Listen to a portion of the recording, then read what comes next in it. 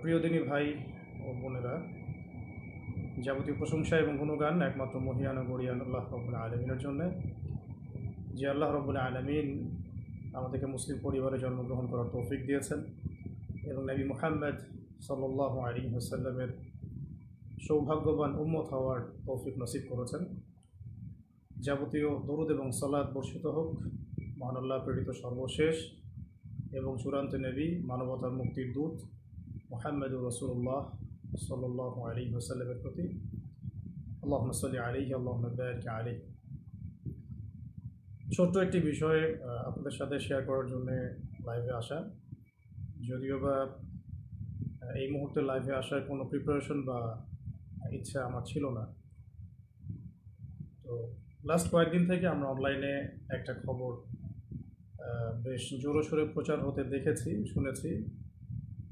অনেক দিনই ভাই এবং বোন আমার কাছে, আমাদের আত্মীয় স্বজনের কাছে, আমাদের অফিসিয়াল পেজে বারংবার নক দিচ্ছেন, ফোন করছেন এবং জানতে চাচ্ছেন যে চলমান যে সরকার বিরোধী আন্দোলন, চলমান যে রেভলিউশন, সরকার বিরোধী আন্দোলন, ছাত্র জনতার বিজয়, এই এই পারপাসে আপনাকে গ্রেফতার করা হয়েছিল কি না, বা অ্যারেস্ট করা হয়েছিল কি না, বা অনেকে বলছেন যে আপনি নিখোঁজ, আপনাকে পাওয়া যাচ্ছে না। কেউ বা বলছেন যে আবু তো আদনান ভাইকে কি গুম করা হয়েছে কিনা ইত্যাদি। তো এই বিষয়টা নিয়ে অনলাইনে আমরা ব্যাক টু ব্যাক দুটা বিবৃতি দিয়েছিলাম। তারপরেও যখন বিষয়টা থামছে না, সে কারণে আমি বাধ্য হয়েই লাইভে আসতে হলো। কারণ বুঝতে পারছিলাম যে আমি সরাসরি না বললে আপনাদের বিশ্বাস হচ্ছে না যে আসল সত্যটা কী। তো খুব সংক্ষিপ্ত করে শেষ করে দেই। দার্স তাদরিস এবং যে ইসলাহি মজলিসগুলো ছিল সেগুলো তো অ্যাটেন্ড করছি না। এতে করে হয়তো আমাদের মুহিব্বিন ভাই বোন যারা, তারা ভাবতে এটা আবু তো আদনান ভাইকে কোনোভাবে হ্যারাস করা হয়েছে কিনা। আমি পজিটিভলি তাদের দৃষ্টিকোণ থেকে কথাটা বলছি। তো তাদের জন্য মেসেজটা হচ্ছে এই যে, প্রিয় ভাই ও বোনেরা, আমি আসলে ব্যক্তিগতভাবে লাস্ট 1 থেকে 1.5 বছর ধরে দ্বীনি ইলম এবং উচ্চতর ইসলামী পড়াশোনা এবং গবেষণা দুটোতে এত বেশি ব্যস্ত আছি যে এই ব্যস্ততার কারণে আমি কোনো মাহফিল অ্যাটেন্ড করছি না, এবং ভবিষ্যতে আসলে করার খুব একটা ইচ্ছা আছে, আমি এমনটাও বলবো না। এবং একই সাথে আমি মসজিদ ভিত্তিক যে তালিম, দার্স এবং ইসলাহি মজলিস এগুলো অ্যাটেন্ড করছি না। মাঝে মাঝে হয়তো কিছু জুমার খুতবা দিচ্ছি, এতটুকু পর্যন্তই। পুরো সময় পড়াশোনায় দেওয়ার, গবেষণায় থাকার রত আছি, ব্যস্ত আছি। এবং বড়েন উলামায়ে কেরামদের সোহবতে থেকে আরও গভীর ইলম অর্জন করে দ্বীনের জন্যে, উম্মার জন্যে, জাতির জন্যে ভালো কিছু দেওয়ার চেষ্টাতেই আমি ব্যস্ত আছি এবং আমি সম্পূর্ণ সুস্থ, নিরাপদ এবং আমার কর্মস্থলে আছি।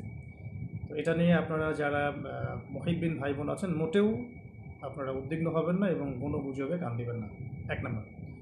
দ্বিতীয় একটা প্রেক্ষাপট থেকে বলতে পারি যে হয়তোবা চলমান এই আন্দোলনে কিছু মানুষ গুজবকে অস্ত্র হিসেবে ব্যবহার করার চেষ্টা করতে পারেন এবং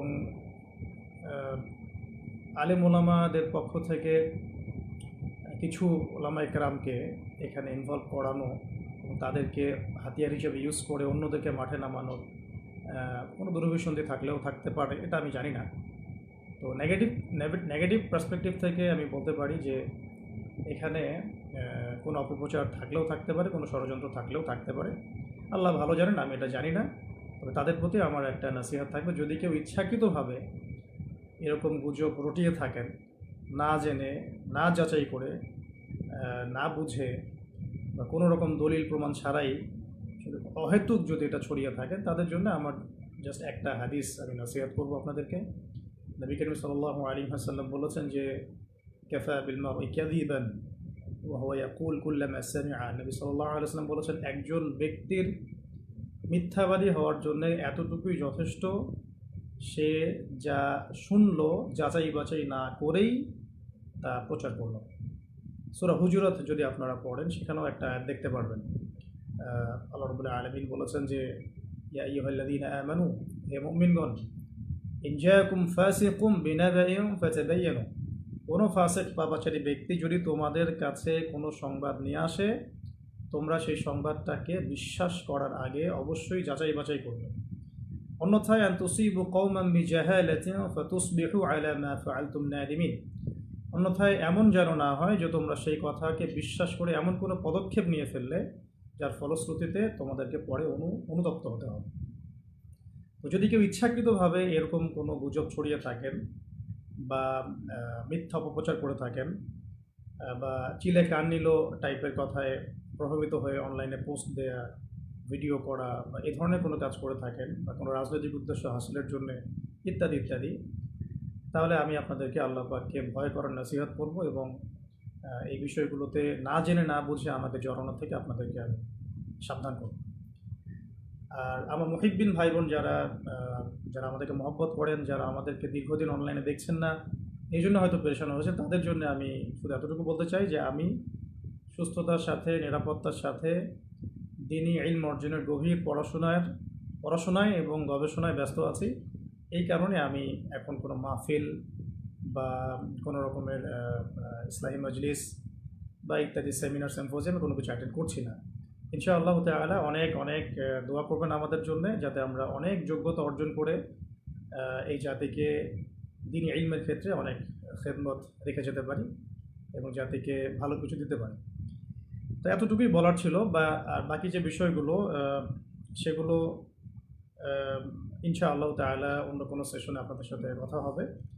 বেসিক্যালি এই লাইভটাতে আসার জন্য আমি মোটেও প্রস্তুত ছিলাম না, কিন্তু আমার দিনী ভাই বোনরা অনেকেই আমাকে এমনভাবে মেসেজ করছেন এবং টেক্সটের পর টেক্সট করে যাচ্ছেন এবং বিভ্রান্তি অনেকের মাঝে ছড়িয়ে গেছে। এটা ক্লিয়ারিফাই করার জন্যই মূলত আসা, কারণ সরাসরি বিবৃতি দেওয়ার পরেও যখন বিষয়টা থামছিল না, তখন আমাকে বাধ্য হয়ে আসলে সামনাসামনি আপনাদেরকে এটা বলতে হচ্ছে। বাকি একটা বিষয় বলবো, এটা একটু মাথায় রাখবেন। যদি আপনারা আমাদেরকে মহব্বত করে থাকেন এবং আমাদের কাছে ভালো কিছু প্রত্যাশা করেন, তাহলে আমাদের নিরাপত্তার বিষয়টা আপনাদের মাথায় রাখা জরুরি। যদি এভাবে গুজব ছড়াতে থাকেন বা কোনো এক নির্দিষ্ট একটা মহল যদি ইচ্ছাকৃতভাবে এটা ছড়িয়ে থাকে, তাহলে যেটা হয় বা হতে পারে, আল্লাহ না করুন, যে অদূর ভবিষ্যতে বা ভবিষ্যতে কখনো যদি আমাদের উপরে কোনো বিপদ আপদ এসেই যায়, তখন কিন্তু এই গুজব বাহিনীর কারণে আমাদের সত্য কথাগুলো মানুষের কান পর্যন্ত আমরা পৌঁছাতে পারবো না। তখন কিন্তু আপনারা আমাদের অনেক বড় ক্ষতি করে ফেললেন। তাই আল্লাহর ওয়াস্তে এই গুজব প্রচার করা, এর প্রসার ঘটানো এবং এগুলোর দিকে মানুষকে আহ্বান করা, এগুলো থেকে বিরত থাকুন। আমাদের ব্যক্তিগত পারিবারিক যারা সদস্য আছেন, আমাদের অনলাইন মাদ্রাসা আছে, আমাদের অফিস আছে, মাদ্রাসা আছে, অনলাইন মাদ্রাসা আছে, আমাদের অফিসিয়াল ইউটিউব চ্যানেলগুলো আছে, এইগুলো বাদ দিয়ে অন্য কোনো তৃতীয় পক্ষের কথায় আপনারা আল্লাহর ওয়াস্তে প্রভাবিত হবেন না। আমি জাস্ট আপনাদের জন্য আজকে একটু ছোট করে বলে দিচ্ছি যে আমাদের যে পেজটা থেকে লাইভটা হচ্ছে, এটা আমাদের অফিসিয়াল ফেসবুক পেজ এবং আমাদের এমন একটা অফিসিয়াল ফেসবুক গ্রুপও আছে, যেটার লিঙ্ক ইনশাআল্লাহ আমরা কমেন্টে দিয়ে দিব। এছাড়াও আমাদের কাছে অফিসিয়ালি অনুমোদিত যে চ্যানেলগুলো আছে সেগুলো হচ্ছে শেষ জামানার গল্প, তো মার্ক করে রাখবেন, দাওয়া অফিসিয়াল, এটা আবু তোহা টিভি, এটা আমাদের নাসিহা, এটা আমাদের ইবাদত টিভি, এটা আমাদের টিম তোহা, এটা আমাদের, এবং টাইমলি মিডিয়া। এই মিডিয়াগুলো মূলত আমাদের অফিসিয়ালি অনুমোদিত মিডিয়া। এর বাইরে আমাদের কোনো অফিসিয়াল পেজ, চ্যানেল বা কোনো মিডিয়া নাই। তো বলতে চাচ্ছিলাম যে এই অফিসিয়াল চ্যানেল এবং মিডিয়াগুলো বাদ দিয়ে অন্য কোনো মিডিয়া থেকে বা ফেসবুক গ্রুপ থেকে, পেজ থেকে, কোনো ব্যক্তির কাছ থেকে প্রাপ্ত কোনো তথ্যে বিভ্রান্ত হয়ে আপনারা বিশৃঙ্খলা, ফাসাদ সৃষ্টি করবেন না। সবসময় আমাদের জন্য দোয়া করবেন। আর যদি কখনো কোনো সমস্যা হয়, সেগুলো আমরা আমাদের অফিসিয়াল পেজে জানাবো ইনশাআল্লাহ। আল্লাহ না করুন। এবং আমাদের পারিবারিক সদস্যরা আছেন, আমাদের কাছের ভাই বোনরা আছেন, আমাদের কলিগরা আছেন, আমাদের অনলাইন মাদ্রাসা আছে, সব কিছু মিলিয়ে আমাদের যথেষ্ট প্ল্যাটফর্ম আছে আমাদের উপরে কোনো সমস্যা এলে আপনাদের পর্যন্ত পৌঁছে দেওয়ার জন্য।